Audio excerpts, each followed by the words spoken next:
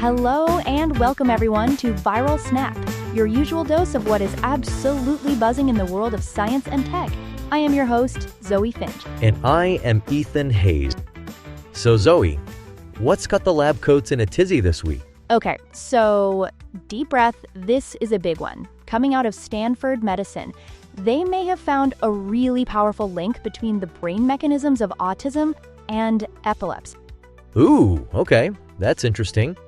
I know there's a higher comorbidity there, right? Like, it's much more common for people with autism to also have epilepsy than it is in the general population? Exactly that. So the researchers were looking at a mouse model for autism. You know, the mice showed symptoms like heightened sensitivity to stimuli, repetitive behaviors, and decreased social interaction. Right. And they pinpointed this one specific part of the brain. It's called, let me get this right, the reticular thalamic nucleus, or RTN, and it was basically overactive, hyperactive. The RTN. Sounds important. What does it do when it's not being hyper? So think of it like a gatekeeper for your senses. It helps control the flow of sensory information, sight, sounds, touch, to the rest of your brain's cortex. So if the gatekeeper is, yelling and waving its arms around frantically, everything gets through. You get sensory overload. Wow, okay. That makes a ton of intuitive sense. It totally does. And this is where it gets really wild. The researchers thought, okay, this hyperactivity, this overexcited gatekeeper, it kind of looks like the same neural patterns we see in epilepsy. Like the brain signals are just misfiring? A neural traffic jam. Perfect analogy.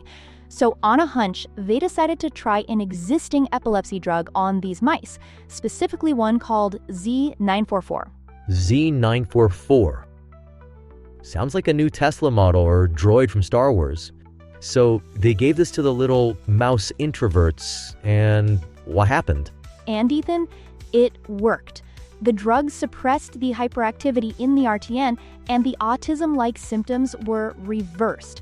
That's the word they used. The mice became more social, repetitive behaviors went away, and they were no longer hypersensitive to stimuli. Whoa, okay. That is huge. So a drug for one condition basically fixes symptoms of another because the underlying, like the wiring problem, was the same. Okay, but let's pump the brakes a little here, right? This is in mice. Humans are, well, we're slightly more complex than mice. Slightly. Oh, 100%. The researchers were super clear about that. This is a mouse model. It's a proof of concept, not a cure ready for clinical trials tomorrow.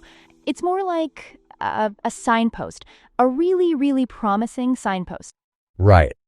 But what is signpost? It opens up a completely new door for therapy. Instead of just treating behavioral symptoms, which is what most therapies do, this is targeting an actual, like a neurological root cause, a mechanism. Exactly. It's a huge paradigm shift. It suggests that for at least some people on the spectrum, the core issue might be the sensory gatekeeper just being turned up to 11 all the time. And that's key, isn't it? Some people. Because the autism spectrum is so incredibly broad, this might not be the answer for everyone. But for a subset of individuals, especially those who also have epilepsy, this could be life-changing down the line. And, there's an important conversation here about the word reversing. A lot of people in the autistic community don't want to be cured, right? Autism is a core part of their identity. That's a super important point. The goal isn't to eliminate autism, but to alleviate distressing symptoms. For instance, if debilitating sensory overload makes it impossible to function, then having an option to just turn the volume down on that's incredible.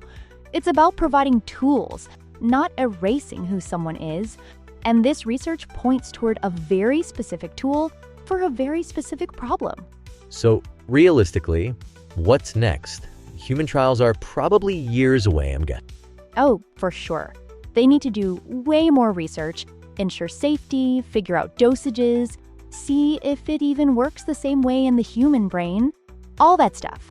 But it's a huge step.